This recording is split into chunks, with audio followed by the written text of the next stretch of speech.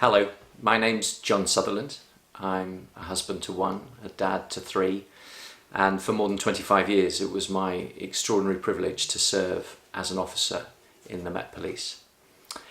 And I'd like to give my point of view on community policing. The Met is almost 200 years old. It was founded by Sir Robert Peel, and when he set the first police service up in London, he outlined a number of principles that should underpin the work of that new police service. And one of the most famous and still one of the most relevant is this. He said that the police are the public and the public are the police. And he went on to say that the police are merely members of the public given particular duties and responsibilities on behalf of their fellow citizens. But it was a radical, revolutionary thing to have said.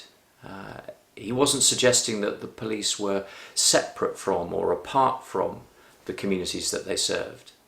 His view was that the police were very much a part of the communities that they served. We're all in this together, I suppose, would be one way of putting it. And in my experience, community policing, though it's often regarded as perhaps the less sexy part of the job, fewer car chases, fewer bank robberies, fewer headline-grabbing incidents. It might be the less exciting part of the job, but it's probably, arguably, the most important part of the job. Because policing happens in communities. Crime happens in communities. Life happens in communities. And it's when the police work together with the communities that they are a part of that we stand the best chance of solving the issues that are most apparent in the streets where you live and where I work. When we address them together, we're in with a chance of doing something about them. Now, in the last 10 years in this country, community policing has been decimated by austerity. The National Audit Commission have pointed out the fact that between 2010 and 2018, in England and Wales alone, we have lost 44,000 police officers and staff. 44,000. It's a telephone number to me. And it's important to say that it's officers and staff. The staff are the ones who often get forgotten. But staff includes, for example, police community support officers in their thousands, who was so much an important part of the development of community policing in the last 20 years. During my time in the Met, arguably the single most popular development in policing in the capital was the introduction in every London neighbourhood of a Safer Neighbourhoods policing team. A team made up of a minimum of 1 sergeant, 2 PCs and 3 PCSOs. A dedicated team of 6 who were ring-fenced from other operational duties and dedicated to that local neighbourhood and community they served. Now, there are over 600 local authority wards in London, and each ward had their own team, a minimum of 6 officers and staff. A number of places in London had teams bigger than that. Safer Neighbourhoods doesn't exist anymore. Community policing still exists in name, but perhaps not in substance. And I don't think it's any coincidence that 15 years ago and more, we began to see some very significant and sustained reductions in crime just when we were investing as much as we were in community policing. Neither do I think it's any coincidence that now those teams have gone in so many parts of the country that we're now beginning to see very significant increases in crime, certainly crime of the most serious kinds. In my view, there's an absolute causal link between those two things. There's an absolute direct connection between the presence of police officers in local communities and the incidence of crime in those local communities. And fundamentally, it's all about trust. It's all about relationships. The thing that people loved about Safer Neighbourhoods teams more than anything else really was that those teams were their teams. These were officers and staff whose names they knew, whose telephone numbers they had, recognised faces that they could speak to in the street and say, do you know what, I'm a little bit worried about what's going on at number 3 Acacia Avenue. Do you know, I've got a concern about some of the kids who are going in and out of the off licence at number 37 on the High Street. Do you know what, I'm just a bit bothered about the crowds that are gathering in the local skate park. I'm just not sure about what's going on. You see, when you know me and when you trust me, you're more likely to tell me what's going on.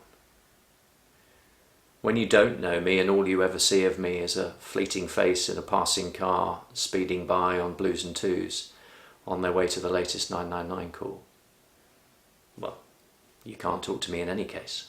I'm not standing still for long enough.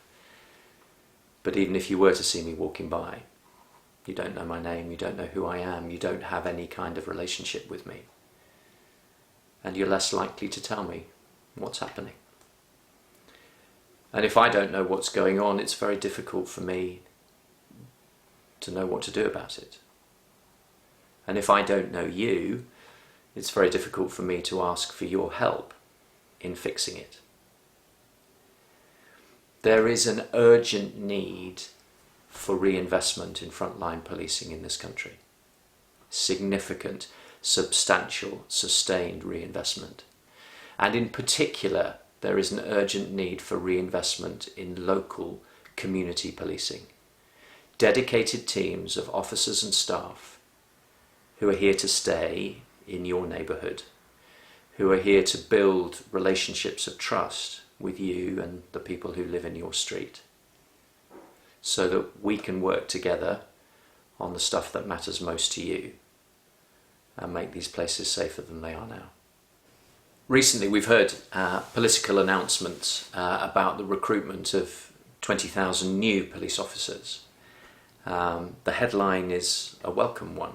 I, for one, have been calling for a number of years for the recruitment of substantial numbers of new police officers.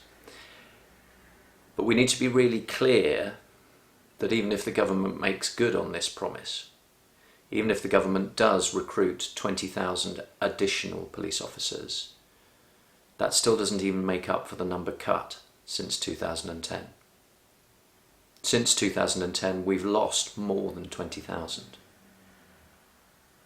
This promise of new officers doesn't even replace what's gone, and it doesn't come anywhere close to addressing the much larger number, 44,000, which is the total of police officers and staff that have been lost as a consequence of austerity.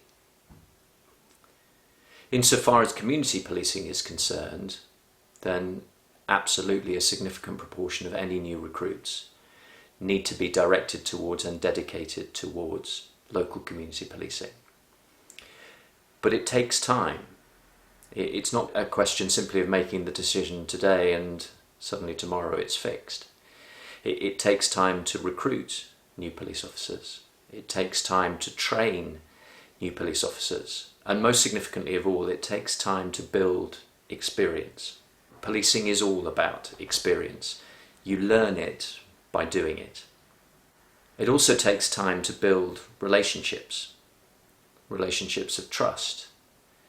If a new community policing team were to be introduced into the neighbourhood where I live here in South London, again, it will take time.